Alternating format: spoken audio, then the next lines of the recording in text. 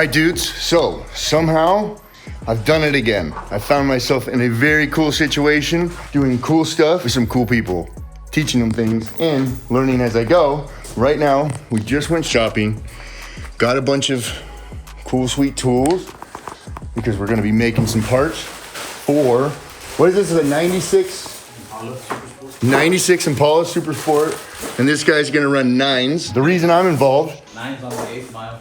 9's on the 8th, let's hope not. I'll get out and push. The main reason why I'm involved is they're choosing to get their power in my favorite way, with a Magnuson supercharger. So we're here, they've done so much work. They built this motor themselves. You guys' first motor?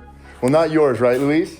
It's Ralph's first motor yet. Ralph's first motor, and they have... It's my first real motor, I'd say. Completely done all the work themselves. Not like that should be, you guys should be surprised, but I know I just made it sound like that actually. But anyway, they've done all the work themselves, and the only part that I don't think you guys need my assistance, but the only thing that I'm here for is to help just finalize some of the components and get everything figured out as far as what little pieces, so there's not as much trial and error. But again, I learned the exact same way. We're getting started. Last night I got here about I don't know, 5 o'clock, 8 o'clock, right? I don't know. 8 o'clock, we got to work, we stabbed the motor, and then we discovered a bunch of the little parts that we don't have. And there's always gonna be little parts you don't have when you're putting a non-native motor into a car using a bunch of aftermarket components. It's all the little space in between that really gives the hard, gives you the difficulty. So we're at that stage and we're here. So we're gonna get ready and make a new trans mount and a couple of other things, and we're gonna teach Ralph how to weld. So by the end of this, instead of him thinking, I need something, where's the store I can go buy it at? He's gonna know he can just make it. Yeah. Anything he needs. So that's one of my favorite things to do, is make stuff and then teaching people how to make stuff. So we're gonna do it. Stay tuned. Hey, name is mistook us for. Oh yeah. And my judging a book by a cover quotient is up really high right now, but I won't say I'm being racist. It's mainly sizes, as if you weren't really paying attention, similar sized people. So of course, guys, it wouldn't be a project if we didn't go to the scrapyard. All right, so we're in a scrapyard and we're gonna try to find the right pieces for the transmission mount, right? Yeah. Oh, that would be nice if we had these two are perfect, no? Oh yeah. And it may not look like it, but this material will become race car parts.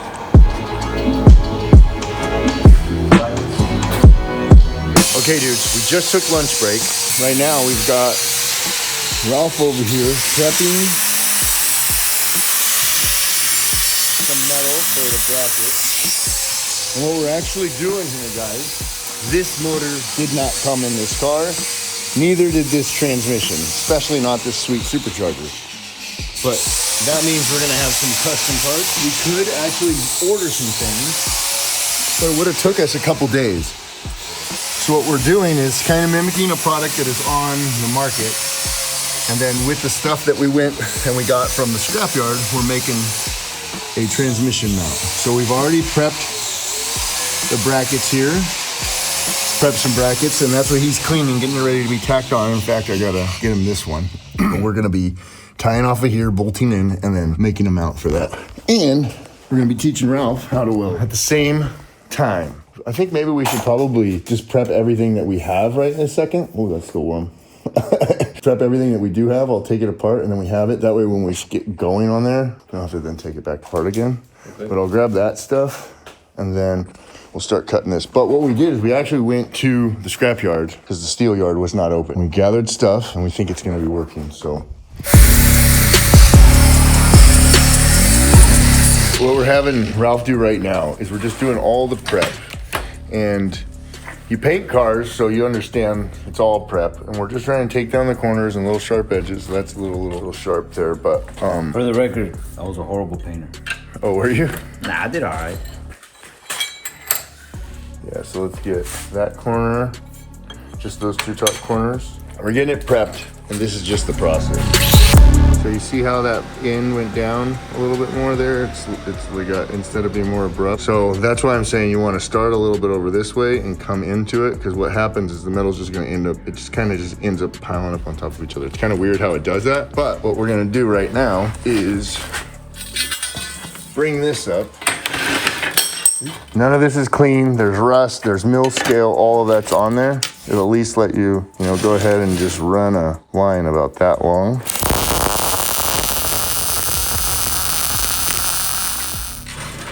I turned it up a little bit hotter, so I won't be able, but you see how it was kind of going like in little C's? Mm-hmm. Gotta move as you're going, otherwise it'll just keep piling on top of each other. Look at that, dude. All right, dude, so we're just getting him some practice. So he's got a nice, that's a pretty darn good tack right there. This one probably isn't attached to the metal on one side, but the reason we tack is if we wanted to, and we can clean it up, is now you need to break it. So, oh shit, that wasn't in the right spot. Now it is, and you can tell the penetration's not that good. You can see there was some there and there, but that's the whole purpose. We just want it to hold, but we want to be able to take it off again. Look at this guy right here. We'll start a new page, Ralph Welds. Ralph. Look at that. Together. We got like a couple tacks over there, like 4 to 8 tacks from here. Well, that was me. So from here to that. That's his 10th weld he's done. That's his 11th weld. He got a little cocky. Just kidding, but it's harder to see, right? Yeah, it's hard. Well, that's that side. It was dark. I was literally just gonna say that. I literally just you're in the shadow. But look at this, dude. He's a welder now. Follow Formula Bean. Formula Bean. Formula Bean forever. So guys, that's freaking awesome. Literally a couple tips. He's probably watched a million videos, and he finally had to work with it. But we started doing some tacks like that, which they don't matter because they're, we can clean them up if we care, but they're just holding these bolts here so we can do some things to that. That's just awesome. So anyways, I'm gonna continue fabbing up everything, getting everything fabbed up. And then I think they're taking off tomorrow at like 4, which means I also am. But I don't know if there's gonna be any work done in the morning. So maybe I just get it done or leave it for him and let him do some stuff. But that's only if he's gonna be, I don't think we're gonna do. But anyways, I'm gonna finish fitting everything up. I'm more pumped about this than anything. Yeah, that's just great. That's cool. Good morning, dudes. It is only about 5 hours after you last saw me, and I made some miscuts on the trans mount. So we're gonna recut those, get that thing ready. Ralph's gonna come down, and I'm gonna let him weld this up because if you guys remember, look at that. Let him weld it up. It won't look any worse than my welds for sure. And from the looks of it, it's gonna look better. But a quick little rundown of what was done this weekend because I'm gonna have to remind myself so I feel like something was accomplished. Rear differential installed, everything fixed, custom drilled the brackets, painted them, got them in. Then we also installed and stabbed the engine and trans. We're able to get the mounts lined up, figure out that the headers won't work, test fit and make sure that the Magnuson 2650 low rise fits in here, which it's about got just as much space in here as it did in the Corvette that I put in Corey's car. We also didn't get instructions for the Wagner pulley kit. So through the pictures on the internet and trial and error, we got to this much. And now we've narrowed down that the alternator may be missing a couple spacers. So we're hopefully gonna get the instructions for that. But we were able to figure that out, as well as routing fuel lines, figuring a safe place for them to be. And that's it. A little update. We've made the cut, we've re-tacked, and I've welded in the inner seam that goes up against the side of the bracket. I'm gonna give Ralph a little call here and see if he's up to come down and do this, or if I'm just gonna do it. I do want to get him to weld, so it would be worthwhile for me to wait so that I could have him participate in making it, and he'll get to do some more welding, so next time he'll be more confident. That's what I'd like to do, but I also, inside, just want to get this done really quick, get it tacked in, break it down, weld it up, be done so that it's done, right? But what goal are we trying to push forward? Teach some people, get them some new skills and confidence, as well as a sweet car that goes really fast, or just getting things done. Most of the time, it's just getting things done. So I'm trying to work on that, and there's no reason. I'm trying to work on that. You guys are here for that. Not like you came here for that, but my goal is hopefully I can teach you some stuff. If not only if I can do it, you can do it. You just got to keep screwing up and going back after it with the same enthusiasm. But anyway, that's the update. So really quick, before I finalize that trans mount, I came out here, and last night we were actually talking about it, and I confirmed it today that we're level to the supercharger. You can see a bigger reveal on this side and a smaller one there. So I'm gonna use the cherry picker here to try to get this to rotate a little bit. The motor mounts are slotted, so hopefully I should be able to get some movement that way. And then we'll be even Steven. I won't be making something that makes these mounts fight against each other when anybody's trying to put it back in or do anything else. Let's see that. There we go. So that would be even Stevens now almost. Maybe a little. Rotate this side. It should drop down just a bit, but that's better. Yeah, well, oh, I can't do it. Anyways, it's a lot better. Now, just to kind of rock it. Yeah, there we go. Well, I can't exactly get it exactly, and I'm guessing it has to do with the location of the motor mounts, but what I can do is accommodate for it. So I'll accommodate for it down on this end when we can do it there. I'm gonna get this tacked up and just get on to the next step. So I've messed with that as much as I possibly can with just myself because I need to be pushing and pulling at the same time from different sides. So we'll try that later, but I'm gonna just accommodate it in what I'm building so that when this does do this, it's already like that over there.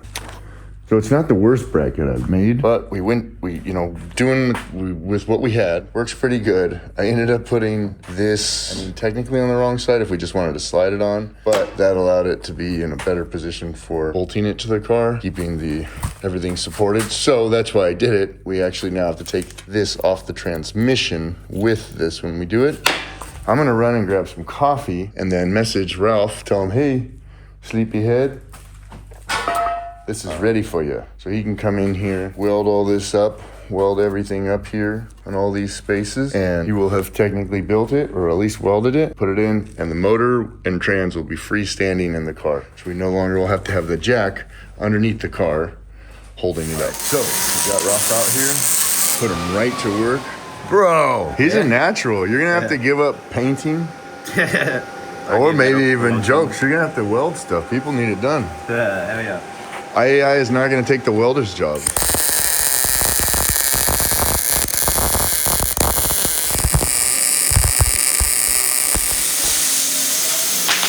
Ralph is a welder. And MIG welder. He's a MIG welder, but look at how consistent you are on these. And I'm not just freaking gassing you up for no reason. I'm trying to be encouraging, and hopefully you take it sincerely. But that's what I did, right?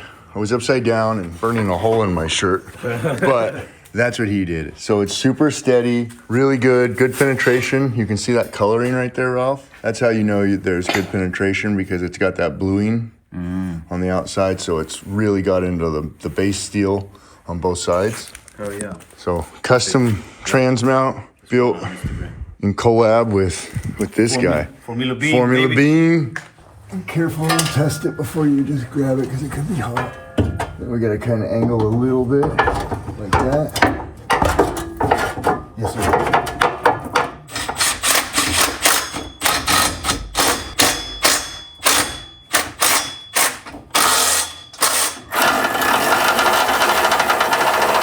All right, dudes. I'm gonna introduce you to a friend of mine, and he's gonna tell us about what we're doing, and a little bit you'll get to understand why I'm here. What's up, everybody? I'm Ralph Barbosa, aka Ralph to the Max from Formula Bean. Please follow us. What we have here is a 1996 Impala Super Sport that Mr. Nate has been kind enough to come and help us build. Basically, what we want to do with this car, I've always loved this car since I was like 12, 13 years old. I just hate that they're slow. I felt like they had so much potential to go fast, even though they're heavy as a boat. But to make a boat go fast, we thought, hey, maybe we can get it to 1,000 horsepower using a 4th gen 6.0 LS that my friend Luis and myself built. So you can watch that on our Formula Bean YouTube. The heads we got, these are performance heads that we got from Higher Power Performance with our friend Ivan. We got a transmission built by Split Performance. Magnuson was super kind enough to sponsor us a whole supercharger to help get us to 1,000 horsepower. Wagner, we got our whole pulley system from Wagner. We replaced all the front and rear suspension with QA1 suspension, and we put a 4 9-inch rear end on the back. We also got Willwood brakes,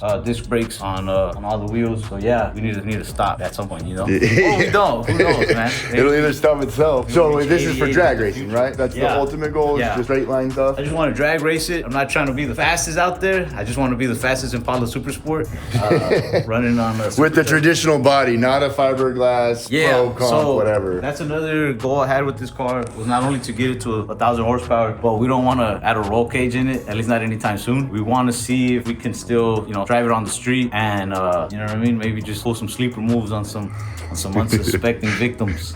You have to have a good exhaust, otherwise they're gonna hear that. You'll wake, they'll know that it's actually woke. It's not a sleeper. Oh, yeah, I didn't think about that. So we're putting it together. We did a ton of work, which you guys saw, and there's quite a bit more. Tell me about that. So we think we can just order some parts and build a car, right? I mean, we think so. Right? And then you think you figure out all the parts that you're supposed to order, and then they get here. And they're not all the parts. They're not all the parts, They're not all the or bolts. because we're doing something custom, a different transmission on a different block that didn't go in this car, the headers that would work in here don't work here now. And we just come into all these other little things like plumbing, and then the last thing's going to be AC and probably some electrical things that has to be done, but we've already had to make some room, and that's what a lot of people don't think about when they're building. And it's not the glamorous stuff, putting stuff on and making shorts and reels about the cool shiny part. We spent most of the time crawling around on the dirt, fixing, thinking, realizing. And then when we're not in the dirt, we're on the internet looking up parts that we could possibly fit on here if we just fabricate or change up.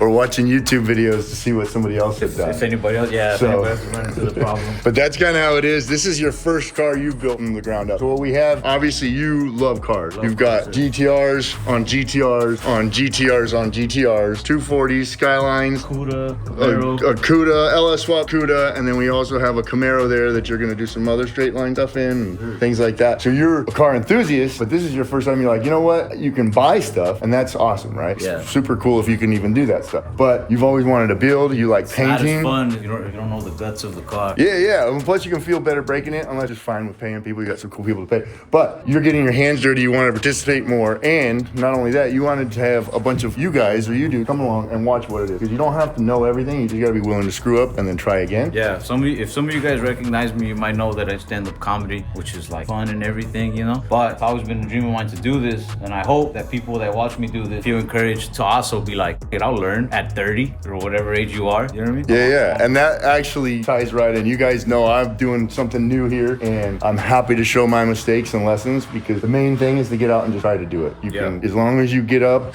with the same enthusiasm after the last time it didn't succeed, then you'll guarantee you eventually succeed. And it's fun. So now you know everything. You get to be more in there, bring a different side of your life to people. And I'm just happy that I got to be here and do it. Hopefully you can take me for a ride when we finally get it done. Oh yeah, you're driving it. We taped it. Hey, make sure that goes in here. So this Impala is also gonna be at Formula Drift.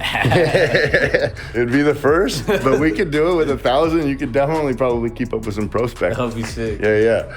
So, all right, guys, we'll show you more, and thank you very much.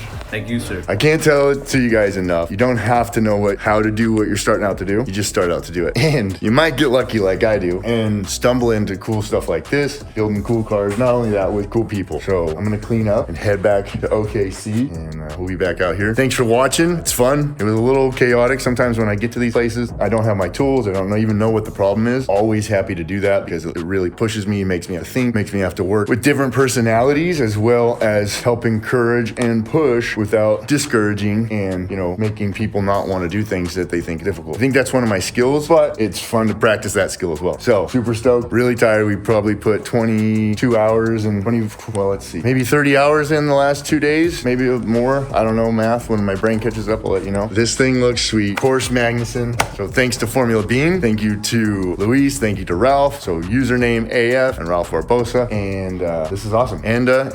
Have fun with that, Zachary. So what we came up with here, guys, and Ralph's catching a plane. He's got a thing to do in California, some race school.